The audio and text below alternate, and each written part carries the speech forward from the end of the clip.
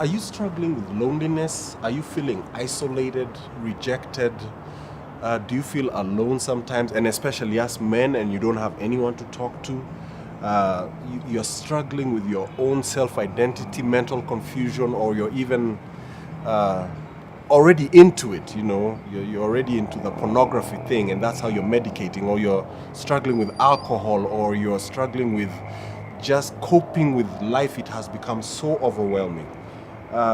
This here is for you.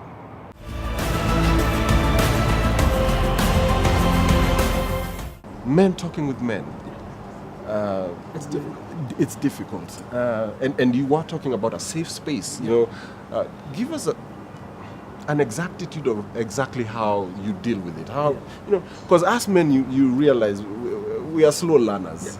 Yeah, especially in our emotional space, we are slow learners. How do we come out? So that safe space. I think what it is yes, you're right. Men, because of bravado, don't want to talk to other men about their problems. Yes. You find men find it sometimes easier to speak to women about their problems, and be able to open up. That you need to be able to handle vulnerability, because to say you're vulnerable, for some men, that's all they have. That's the shield they walk around with. So to open up that shield and to say I can speak to somebody and be vulnerable takes a lot.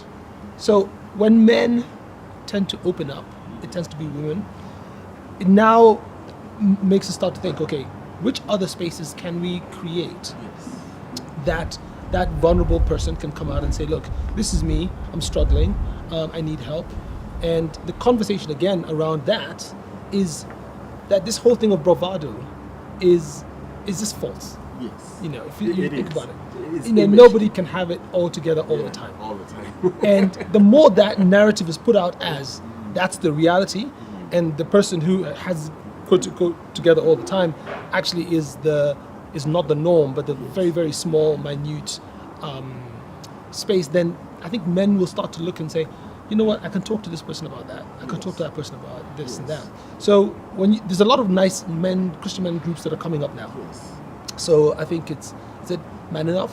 Man Enough is coming up. Places like that. Yes. I know a few people who've gone through it. Yes. And they've said it's incredible what men do and how they open up in situations like that.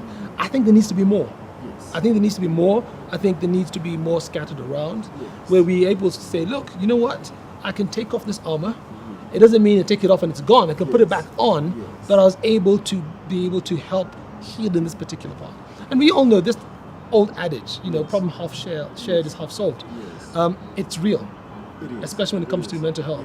So if we can actually be able to start to do things like that, and that's one of my missions, that if you can create a place where people can say, I can come and talk, contact, and that will be I think we can make a difference there. The disintegration of the family, I think, is one other thing where maybe the way we were raised and coming up held us back from becoming man enough to say, look, man, I'm struggling with this and I'm struggling with that. Wanting to come up, I was reading some statistics yesterday about, I don't know how this came out, how suicide, for example, is such, depending on how you look at it, the Japanese view it as an honorable way to, keep a promise or a lack of honor. Here in Africa, we are not really on that end, but we are, especially with Kenyans, alcohol is that one thing that is just disintegrating our families. And I'm finding that we are not knowing really what it is that is going on in here, but whatever I'm taking is helping me out. Okay. I want to ask the value of medicine to help depression. The value of medicine, is it just pure psychological, or is there, and I don't want medicine to become a crutch, but are there legitimate avenues that medicine can help while we address the social, psycho-economic issues? Okay. Pastor, there's just two really powerful things you mentioned there, and I want to address both of them. So I want to address what you said in the beginning, the suicide, and then I want to address the medications. Yes. So this whole concept of male suicides, right? I think there's a statistic I read that suicide right now has become the number one killer of young men Yes. in the West, Yes. higher than anything else. Yes. So True. if you think about a health crisis, it's mental health. Because if it was cancer or TB or something else, the whole world would be talking about it. Yes. So if the number one killer of the youth is suicide, so killing themselves, we've got to figure out a way to get to the root cause, which is mental health. Now, you mentioned about the family. There's a post I wrote and co-wrote with my wife Yes. on social media called Crybaby. Ah. And it's Crybaby because it's actually a play on words. That when we were growing up, you're told, don't be a crybaby. Especially men. Men. Yes. Because what? You're a Yeah. crybaby, then you're weak. You're weak. Right? You're a sissy. What we don't understand is God created tears for a reason, right? It is a way to take hurt or to let hurt and pain out. But if you start to tell a young boy, right, don't cry, right? Don't be a crybaby. And one of there's a post that was up a few years back that the three worst words you could ever say to a young boy are be a man. Be a man. Those are the worst words you can tell a young boy. He's not a man. He's a boy. He's a boy. He's 10, 11, 12. He still is growing up in the process. Now, when you tell an 8-year-old, be a man, what are you saying? Men don't cry, right? Men don't let emotions out. Men man up. And so every time they're trying to show you that they're confused about the emotional state, so they want to cry. It could be anger, frustration. It could be just having a bad day, because kids have bad days. I've got 3 sons. Sometimes I'm like, what is going on?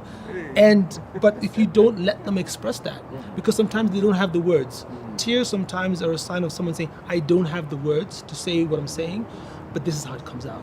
So if you suppress that, what you do is you show somebody that there's no external way that we've allowed you to express your emotions. Wow. As a society, the whole thing of don't be a crybaby, we are saying the opposite. Cry, baby, right? So a woman could be telling her husband, cry. It's okay Let to it cry. out, it's okay. Yeah. As opposed to the other way around. And when you start to look at it like that, what you're starting to do now is to tell men, you can let those emotions out. Cry. Let it out. You know, you always feel better. Women will tell you how I felt so much better after I had a bit of a cry. And then what that does, it allows that venting of emotions. When you don't have those areas, what men do is the pressure becomes so intense that they say, the only way to get rid of this emotional state, and men are quite, you know, like a switch, like on and off, right? On and off. It's just binary, Yes. right? So it's like either I'm here or I'm not. The only way to get rid of this pain is to not be here. And that's what they do. Wow. So they say, I just don't want to be here. So therefore, the only way this pain will go is if I'm not here. Therefore, I shall not be here any longer. And they take their lives. My God. So you have that scenario now. Yes. When you talk about the medications, no one's ever going to tell you if you've got asthma or TB not to take medications. The brain is an organ just like any other part of the body. The brain has got hormones, it's neurons, it works. We've got EEG studies that can show you this is what somebody goes through when they're having a bad day. Emotions, mental state, anxiety can all be picked up on sensitive scanners. So we know it's brain activity linked with certain mental and emotional states. Okay. We also know that certain hormones are released or decreased. Yes. So when you have the stigma of mental health and people being told not to take medications, Yes. I always give the example of a fracture. Sometimes somebody needs medications just to be able to connect with the world again. Because when you're really depressed and you're down in the dumps, you can't process information. Yes. So someone could be talking to you saying, you know, you need to go for counseling, then you just go, yeah. Because you're so blunted because there's so much, you're overwhelmed. What medications do, it's like if you've got a fracture, it needs to be put into a plaster cast. That plaster cast is not healing the fracture. It is just helping. It's just helping the process of healing. Exactly. So the healing process happens naturally, but you need that cast to keep the leg steady and stable so that it just doesn't keep moving around. It's the same thing in medication. Sometimes you need to still the brain. You need all that hyperactivity to calm down so that you can start to process external information again. And then rationally start to think, okay, yes, for some people, that's all you need medication to get them to get out of bed. Because one of the things with depression is that people sleep all day, can't get out of bed. Yes. Sometimes you need that medication to help somebody be able to get to work. Because if they don't go to work because of the depression so much, they lose their job. So there is a role for medication, absolute role. The stigma is a lot of people who are not clinicians. I mean, I wouldn't go and tell engineers, no, that bit of the engine should not be in there. No, take it out, it's not needed. So we all become psychiatrists when it comes to mental health. And it's like, but what's your training? Where's your evidence that you shouldn't take medications? Oh, I read this article. Which article? Who wrote that article? A reporter. Who's that reporter? We don't question where we get our information from. We need to do that. And right now, I've prescribed antidepressants to loads of people, and it's made a difference. It doesn't mean you're on them for the rest of your life. But people sometimes do need them to help counseling to work, cognitive therapies to work, to help psychiatric interventions to work. Medications are needed. However, I don't believe throwing medications are the problem all the time. I believe in talking therapies as a big part of it. As a big part of it. Because that's how you're given the tools to cope with life. Because life is stressful. Man, Dr. Othoro, what wonderful conversations we're having here. We'll take a short break. We'll be back with mental wellness, and especially with us men. Thank you so much.